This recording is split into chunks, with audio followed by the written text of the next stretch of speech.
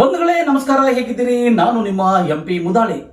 ಕರ್ನಾಟಕ ರಾಜ್ಯ ದಲಿತ ಸಂಘರ್ಷ ಸಮಿತಿ ರಾಜ್ಯ ಘಟಕದ ವತಿಯಿಂದ ಆಯಾ ಜಿಲ್ಲೆಗಳಲ್ಲಿ ಬೃಹತ್ ಪ್ರತಿಭಟನೆ ಕಾರ್ಯಕ್ರಮ ಹಮ್ಮಿಕೊಳ್ಳಲಾಗಿತ್ತು. ಈ ಒಂದು ಕಾರ್ಯಕ್ರಮದ ರಾಜ್ಯ ಸಂಘಟನಾ ಸಂಚಾಲಕರಾದ ಮಾರುತಿ ಬೋಧೆ ಅವರ ನೇತೃತ್ವದಲ್ಲಿ ಬೀದರ್ ನಗರದ ಅಂಬೇಡ್ಕರ್ ಭವನದಿಂದ ಅನೇಕ ಪ್ರಮುಖ ರಸ್ತೆಗಳ ಮೂಲಕವಾಗಿ ಜಿಲ್ಲಾಧಿಕಾರಿ ಕಚೇರಿವರೆಗೆ ಪ್ರತಿಭಟನೆ ಮಾಡಲಾಯಿತು.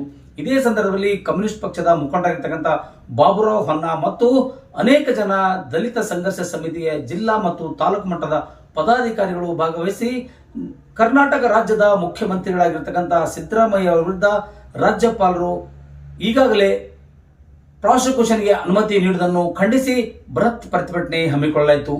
ಈ ಪ್ರತಿಭಟನೆ ಉದ್ದಕ್ಕೂ ಹಟಾವ್ ಹಟಾವ್ ರಾಜ್ಯಪಾಲ್ ಹಟಾವ್, ಭ್ರಷ್ಟ ಅಧಿಕಾರಿಗಳಿಗೆ ಜಿಲ್ಲೆಯಿಂದ ತೊಲಗಿಸಿ ಅಂತಕ್ಕಂಥ ಕೂಗು ಕೇಳಿ ಬಂದಿತು. ಇದೇ ಸಂದರ್ಭದಲ್ಲಿ ಅನೇಕ ಜನ ಮುಖಂಡರು ಮತ್ತು ದಲಿತ ಐದ ಪರ ಮತ್ತು ಗೊಂಡಪರ ಸಂಘಟನೆ ಮುಖಂಡರು ಈ ಒಂದು ಕಾರ್ಯಕ್ರಮದಲ್ಲಿ ಭಾಗವಹಿಸಿದರು. ಇದೇ ಸಂದರ್ಭದಲ್ಲಿ ಮಾರುತಿ ಬೌದೆ, ಅರುಣ್ ಪಟೇಲ್ ಮತ್ತು ಮಾಳಪ್ಪ ಅಡ್ಸರೆ, ಸಂತೋಷ್ ಜೋಳದಪ್ಗೆ, ಬಾಬುರಾವ್ ಹೊನ್ನ ಸೇರಿದಂತೆ ಅನೇಕ ಜನ ಮುಖಂಡರು ಈ ಒಂದು ಪ್ರತಿಭಟನೆಯಲ್ಲಿ ಭಾಗವಹಿಸಿ ಜಿಲ್ಲಾ ಅಧಿಕಾರಿಗಳಿಗೆ ಮನವಿ ಪತ್ರ ಸಲ್ಲಿಸಿದರು.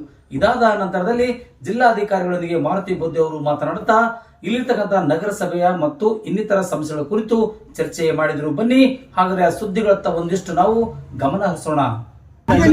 ಬೀದರ್ನಲ್ಲಿ ಕೂಡ ಇವತ್ತು ರಾಜ್ಯ ಸಂಘಟನಾ ಸಂಚಾಲಕರಾದ ಮಾರುತಿ ಬೌದ್ಧೆ ಅವರ ನೇತೃತ್ವದಲ್ಲಿ ಇವತ್ತು ಅನೇಕ ಜನಪರ ಸಂಘಟನೆಗಳು, ದಲಿತ ಪರ ಸಂಘಟನೆಗಳು, ಗೊಂಡ ಸಮಾಜ ಸಂಘಟನೆಗಳು, ಹಿಂದುಳಿದ ವರ್ಗ ಮತ್ತು ಕನ್ನಡ ಪರ ಸಂಘಟನೆಗಳ ಮುಖಂಡರು ಇವತ್ತು ದಲಿತ ಸಂಘರ್ಷಕ್ಕೆ ನೇತೃತ್ವದಲ್ಲಿ ಅದರಂತೆ ಕಮ್ಯುನಿಸ್ಟ್ ಪಾರ್ಟಿ ಆಫ್ ಇಂಡಿಯಾ ನೇತೃತ್ವ ಬಾಬುರಾವ್ ಹೊನ್ನ ಸರ್ ಅವರು ಕೂಡ ಇವತ್ತು ನಮ್ಮ ರ್ಯಾಲಿಯನ್ನು ಬೆಂಬಲಿಸಿ ಮತ್ತು ಅವ್ರಿಗೂ ಕೂಡ ಇವತ್ತು ಆ ರ್ಯಾಲಿಯನ್ನ ನಾವು ಕೂಡ ಬೆಂಬಲಿಸ್ತಾ ಇದ್ದೇವೆ.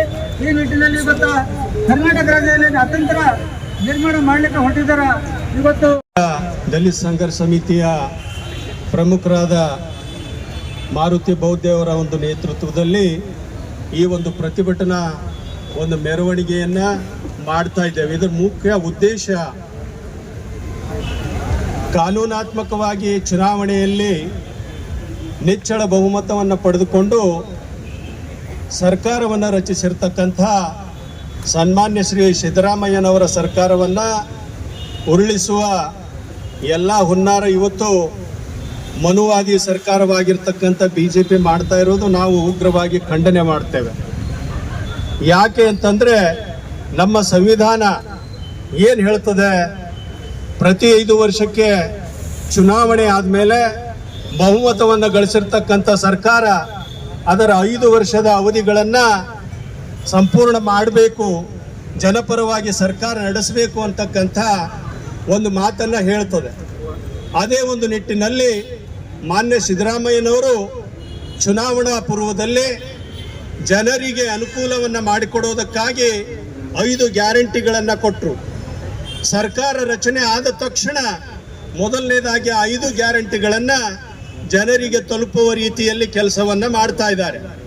ಜೊತೆಗೆ ಸಾಮಾಜಿಕ ನ್ಯಾಯದ ಒಂದು ಪ್ರತಿಪಾದಕರು ಆಗಿರ್ತಕ್ಕಂಥ ಹಿಂದುಳಿದ ಒಂದು ವರ್ಗಕ್ಕೆ ಸೇರಿರ್ತಕ್ಕಂಥ ಮಾನ್ಯ ಮುಖ್ಯಮಂತ್ರಿಗಳು ಎಲ್ಲರ ಒಂದು ಒಳಿತಿಗಾಗಿ, ಅಭಿವೃದ್ಧಿಗಾಗಿ ಏನು ಕೆಲಸ ಮಾಡ್ತಾ ಇದ್ದಾರೆ, ಇದು RSS ಮತ್ತು BJP ತತ್ವ ಸಿದ್ಧಾಂತಕ್ಕೆ ವಿರುದ್ಧವಾಗಿರ್ತಕ್ಕಂಥ ಕೆಲಸ ಆಗಿರೋದ್ರಿಂದ ಈ ಹಿಂದುಳಿದವರಾಗಲಿ, ಮೈನಾರಿಟಿ ಆಗಲಿ, ದಲಿತರಾಗಲಿ ಅವರು ಶಾಂತಿ ಸಮೃದ್ಧಿಯಿಂದ ಈ ದೇಶದಲ್ಲಿ ಬದುಕಬಾರದು ಅಂತಕ್ಕಂಥ ಒಂದು ಕೆಟ್ಟ ಉದ್ದೇಶವನ್ನು ಇಟ್ಕೊಂಡಿರ್ತಕ್ಕಂಥ ಈ ಒಂದು ಸರ್ಕಾರ ರಾಜ್ಯಪಾಲರನ್ನ ಒಂದು ಕೈಗೊಂಬೆಯಾಗಿರಿಸಿಕೊಂಡು ಅವರು ಪ್ರಜಾಸತ್ತಾತ್ಮಕವಾಗಿ ಗೆದ್ದು ಸರ್ಕಾರಗಳನ್ನು ರಚನೆ ಮಾಡಿದ ಪ್ರತಿಯೊಂದು ಮುಖ್ಯಮಂತ್ರಿಗೆ ಇಲ್ಲ ಸಲ್ಲದ ಆರೋಪಗಳನ್ನು ಮಾಡಿ ಮುಖ್ಯಮಂತ್ರಿಗಳನ್ನ ಜೈಲಿಗೆ ಕಳಿಸ್ತಾ ಇರ್ತಕ್ಕಂಥ ಉದಾಹರಣೆಗಳು ನಮ್ಮ ಮುಂದೆ ಇದೆ.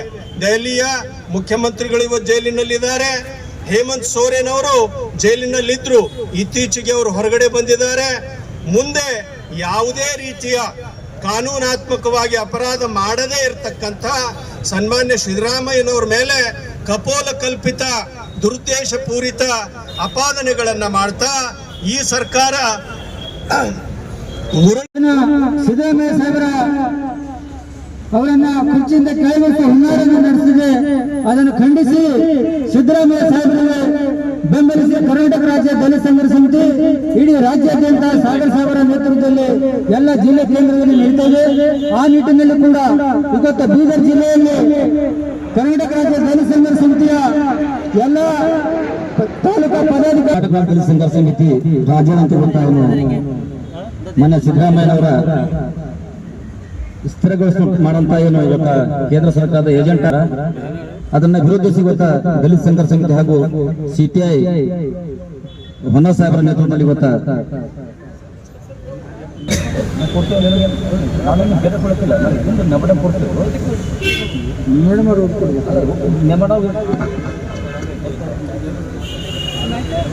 ಅದು ಪೂರಾ ಚೆಕ್ ಮಾಡ್ಕೊಂಡು 60 ಜನ ಹುಡುಗರಿಗೆ ಇವತ್ತು ವಿದ್ಯಾರ್ಥಿಗಳು MA ಓದಿ ಹುಡುಗರು ನಾಲಿ ತೆಗಿಲತ್ತಾರೆ. ಅವ್ರಿಗೆ ಬಿಟ್ಟು ಇವತ್ತು 19 ಹುಡುಗರು ಲಿಸ್ಟ್ ಬರ್ತದೆ ನಿಮ್ಮಲ್ಲಿ. ಇದು ಮುನ್ಸಿಪಾಲಿಟಿ ಅಂತ ಇವತ್ತು ಕೆಲಸ ಮಾಡಿದೆ.